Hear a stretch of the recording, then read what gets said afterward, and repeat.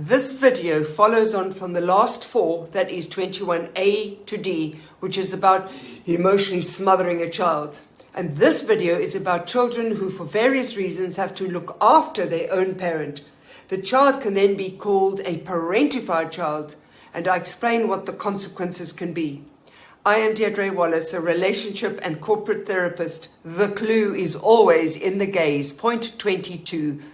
The term parentification was introduced in 1967 by the Argentinian family therapist Salvador Minichi, who said the phenomenon occurred when parents delegated parenting roles to children. The concept was expanded by the American-Hungarian psychiatrist called Ivan Nagy, who was also one of the founders of family therapy. He suggested that deep problems could emerge in the child when a family had an imbalanced record of give and take between parents and children. The imbalance occurred when a child is forced without much support to step up due to stress, illness, a disability, depression, poverty, domestic violence, or drug and alcohol addictions, even war, in order to protect and support the family. And in doing so, they will have to put aside their own feelings and childhood needs.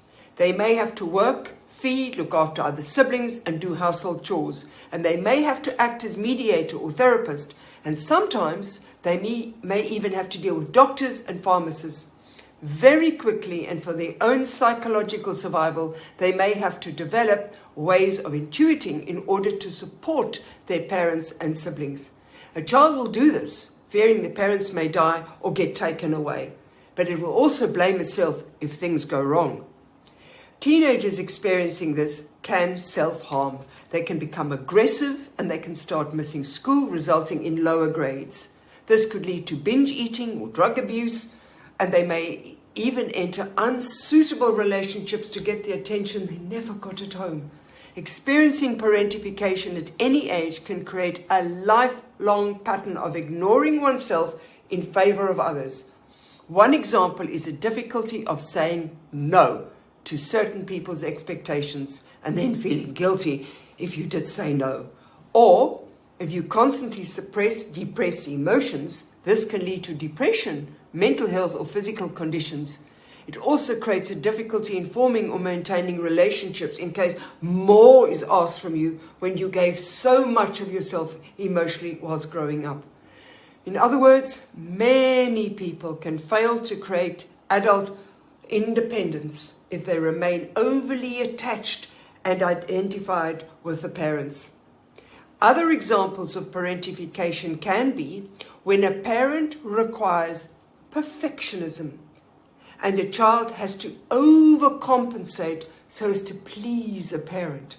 It then has to put its own needs aside in order to keep the peace or regulate a parent's emotions via good behavior. Another example is when a child is emotionally coerced in choosing a career to please a parent in order to fulfill their own lost career dreams. But also, parentification is when a child is required to keep secrets, forcing them to lie in order to uphold a parent or family's image. This teaches a child to suppress the truth, thereby getting a child to collude with the parent for fear of losing their love. A child then learns that love has to be earned and that they are not loved for themselves only. It is sad that children are sometimes used in this way, whether due to difficult circumstances, illness, parental coercion, in order to keep the peace.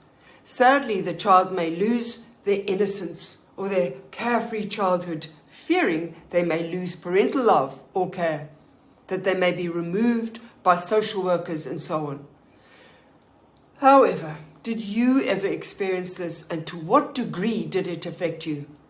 Once again, I would encourage you to start a journal if you haven't already. So as I go through the various points, you can jot down how you think or feel my knowledge is helping you understand yourself better. And do comment or subscribe if you wish to learn more. Thank you.